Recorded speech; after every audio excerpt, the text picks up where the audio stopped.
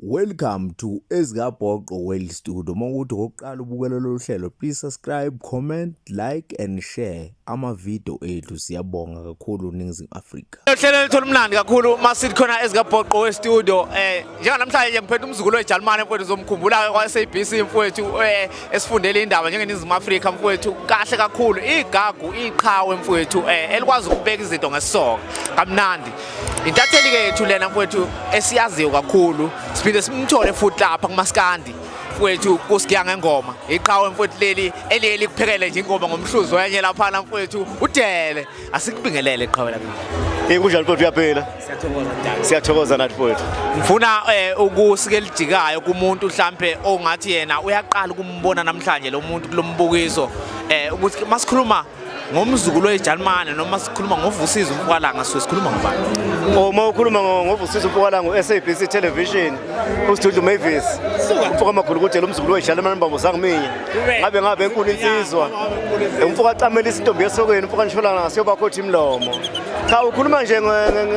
ngensizwa ezalelwe enkandla esigodini sasemachunwini ngaphansi kwenkosi umchunu induna emphethe ulanga ngifunde kwaChwezi ngafunda kwaMnqandi ngakhuphuka ngaye eGoli ngiyofuna amatoho ngase ngizamela ke nami ukuthi ngikwazi ukuthi ngene kule career kuyona mfowethu yejournalism so ukhuluma ngomuntu nje oyibuyele emakhaya olusile inkomo ayilandela inkomo ukhuluma ngomuntu oqhathiwe waliqapa iqanda lenjelane ukhuluma ngomuntu odlalile umlabalaba ukhuluma ngomuntu odlila iphapha ukhuluma ngomuntu odlalile umgangelo ukhuluma ngomuntu ogudlile wayoshela ukhuluma ngomuntu kodwa uvongo kodwa ekhaya bathi hayi ngeke ulimisa iduku wena ayikhohlwa hambe esikoleni kwathiwa insizwa kwathiwa hayi awugcile la nkabi yami ngiyabona ukuthi hey kodwa ngathi bangicindezela kodwa ngabonga ukuthi hayi ngiyabonga ukuthi bangicindezela ngalo ndlela leyo ngoba ngakwazi ukuthi ngifocus entweni engiyifunayo mfowethu ngifuna uthatha umuntu umbeke ukuthi lo mkhakha wokuthathela lo mkhakha wokucinga indaba ulandela abantu izinto abasuke bengayiboni uyithatha uyibeke ukuthi kwenzakalana emphakathini ungena kanjani ngaphandle kwekhono ke nje kodwa ngasohlangothini lwemfundo kumele ube umuntu esingathi mhlambe uyenzile ijournalism wayenza imedia studies mhlambe wayenza communications public relations bese kuba umuntu ke onalo ikhono lokuxhumana nabantu ongabesaba abantu ongabesaba abantu umuntu oyaziyo le language asebenza ngayo mawuthi mhlambe ufuna ukusebenza ngesingisi kumele usazi isigisi mawuthi ufuna ukuthathela ngesizulu kumele usazi isizulu ngithi manje wona mgogodla wakho lo oheha abantu ngawe kule career yakho kulomsebenzi wakho owenzayo njengoba nawe nje ungikhulumisa ngesizulu ngithi so yona ndlela nawe ngithi leyo ekuyona ekubekayo ngempela ekutheni ube lo muntu lo ufuna ukuba uyena sikubona uqhambisa kakhulu isintu uveza kakhulu ugqugquzela kakhulu umtsizo ugqugquzela kakhulu kuyiphatha kahle ugqugquzela kakhulu ubujongo einsizweni ngokwehlukahlukana ugqugquzela kuyiphatha kahle ukushelwa kweintombi kusho ukuthini lokho ugqugquzela isintu oqala nje mina ngumuntu mangiwumuntu kumele ngibe umuntu ophila ngesintu ukugqugquzela ubujongo akusinto engiyithole nje endleleni ngihamba ngendlela ngibuya nakho ekhaya ubujongo ngifundiswa ubhuti usikejikele eshobeni umajikele njengebhayisikili uMandela ubhuti owangifundisa ubujongo loyo ubhuti wangifundisa ushameni ngangigida phambi kwensizwa mina phakathi kwensizwa ngina 6 years ngida nje ushameni obhuti bagana baqonywa ngami nje ngigida nabo kushameni ngisefonweni bathi ukuthi lo mfana madoda hey okwabana athi ubhutayo umfana wami ngangisabizwa lapha ngo2 sponono ke lapha a2 sponono so manje ke ubujongo nobuntu nogcoba into angiyitholanga nje ngokuhamba ngendlela khona mhlawumbe uzoyibuza uthi hey khona ngambona ecomment video yami ngiyipostile wathi hayi kahle kahle lo muntu uyibhinqa noma mhlawumbe uqale nje manje hayi ngabona ukuthi hayi lo muntu akangazi yabo akangilandeli kudala ngayiqala usithatha usibeke ukuthi okuqala ngqa uzovela kumabona kude ubonakele kakhulu kumabona kude wazi nje uzwa futhi ukuthi namhlanje ke uwozokusifundela indaba wathini umuso bekunjani kuwe khona kwakuyinto engangayilindele uqala kwami nje ukusakaza endabeni ze-television ngaqala i-TV ngafona kwakulwesine e-e.tv ngathi ngicela umuntu oproducer lezi ndaba lezi engene ekuseni e-e.tv bathi hayi uMonde Twala bathi okay bathi akekho ngafona Monday bathi hayi ukhona bamlanda ngithe sawubona Monde yimina uVusizwe ngakala ngisibongo bengicela nje ukuthi ngicela umsebenzi ngiyakwazi ukufunda indaba bathi ukwazi ukufunda indaba bathi yebo ngiyakwazi ukufunda indaba zesiZulu bathi hayi okay woza ngolesithathu kuma auditions ngangena imali ngasuke lokushini ngihlala emfulo ke ngihlala emfulo ngasuke lokushini ngena imali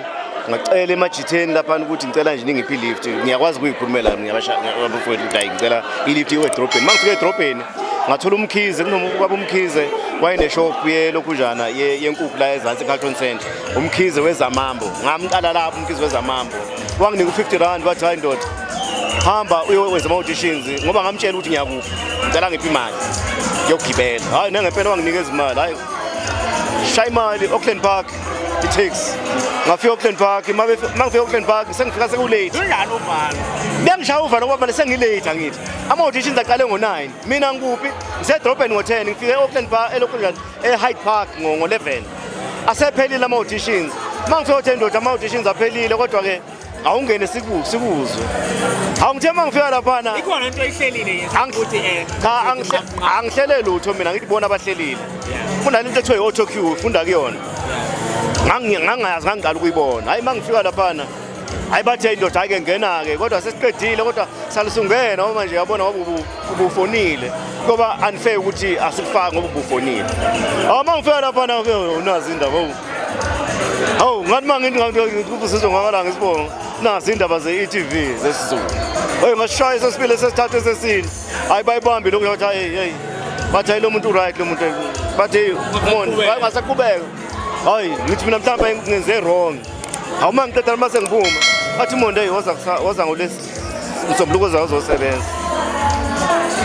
ngathi hawu kanjalo nje uthini umuzwa lapho uyavumelana nawe ukuthi ngempela kashi uyayibuza cha phela ngiyavumelana ngoba ngiyayazi into engiyenzile ngiyavuma impela ngiyayazi into engiyenzile kodwa manje angikholwa ukuthi awu kanjalo nje kanjalo nje mfowethu uyayigciza la uthi ngempela lo sengizovela ku TV kwahamba ke i-TV awu SABC awu angena SABC angena kwaze kwafika isikhathi la ngibizela khona uBhubhana ngalibiza ngalelo gama lelo wathi hawu njengoba sengiyilo ke nje uBhubhana Kohamba wagcina sengilapho ke mfowethu njengoba nje sengibuyele njengamanje SABC kodwa manje emsakazweni uKhozi FM othela usikiya ngengoma yebo mfowethu usikiya ngengoma siyabona uyagijima kakhulu ngiyalibonga futhi ithuba engilinikazwe iSABC mfowethu ukuthi ingibone ukuthi hayi ngisafanele ukuthi ngibuye emsakazweni uKhozi FM ngoba ngasakaza vele oKhozi FM angiqali manje yeah ngifuna sibuke uMaskandi sesizoliphetha nje wethu udaba lwethu sibuka uMaskandi mawubuka uMaskandi esigabeni okusona njengamanje mawusuka emumva uza la sikhona njengamanje mfowethu ngathi kungakanani ukukhula futhi kungakanani ukuthaselwa nokuhlonishwa nje kwawo eNingizimu Afrika mfowethu uyabona uMaskandi ukhulile ukuba uhlonishwa ngaba sinayo le event efana nale ezobamnala Maskandi experience dandi July Maskandi experience from izolo ukuze kube namhlanje sengena namabhinqa experience okuchaza khona ukuthi uMaskandi uyakhula mfowethu uyakhula kakhulu uMaskandi and mawukhula kanjalo asingawukhohlwa lo wakudala yingakho sinengosi ohlelweni sikiya ngengoma ukuthi ethi inkasa ayilingani nomfuki noma inkasa ingaba inkasi impela enzima kakhulu efikinisele lapha nezansi abantu bajabule banotha abantu kodwa kumele sazi ukuthi isukaphi ingakho yebo ingakho sithi inkasi ayilingani nomfula ukhulile uMaskandi wamanje kodwa singawukhohlwa nowakudala Ungathi nje kubantu baseningizimu Afrika sesiphetha nje uthando abanalo ngawe ukukhombisa uthando nokukhombisa nje ukuthanda isintu sabo ukuthi asiqhubeke njalo nokubakhuthaza ukuthi njalo lapho Ukhozi FM hayi khona babe khona njalo ngoba ufikile. Hey bafowethu ngiyalibonga uthando eninginike lona ukusuka nje ngiqala ukubuya Ukhozi ibuya kusigiya ngengoma indlela enangisupporta ngayo bafowethu ngiyayibonga kakhulu futhi ngiyabonga ngiyanconcoza qhubekani njalo nisupporte njengoba ngingasakazi ngedwa ngilobingelelo uyaza ngithi ku production lapho umdidiyeli wethu umdonso lapha ku technical kuchwepheshe siphethe umkhizi bafowethu siyabonga kakhulu sazonikeza okumnandi kodwa kulezi zinto eziningi esoyihlela ohlelweni usigiya ngengoma ngibonge futhi nakubaphathi bokhozi Nkosi yami ukuthi ayi bafowethu ngiyabonga umzukulu weJalmane ngabe enkulu isiza ngazi ukuthi ngabe idlula yiphi ngoba ingaka nje hayi bese ngithi ke abantu baseNingizimu Afrika hayi bafowethu asiqhubekeni nje sihloniphaneni bese sithi bafowethu egoli ayiphansi ibhamu bafowethu phansi ibhamu asingayisi egoli siyofuna imisebenzi sibuye sesibheke phezulu bafowethu asivuseni imizi yobaba asiganweni sizalane sande awanda amazulu angeke sishiye ngaphandle kunento ethi kunengoma oyihlelayo sithini indaba zaleyo ngoma ingoma yaseSoweto ayibemfowethu ingumhla ka9 lapha eSoweto Theatre isitex senkomo izimvu kuyajoyinwa kodwa ke sazophuma imininingwane ukuthi abantu bajoyina kanjani kodwa nje hayi kuyoba nzima kakhulu lapha ngoba siphethe nensizwa simphethe uKhuzani simphethe nomthandeni siphethe nama artists amaningi mfowethu ngiyabona nomengameli naye impela hayi uyobe khona nomengameli siyamema simemile umengameli amabhini siyathokoza kakhulu siyathokoza mfowethu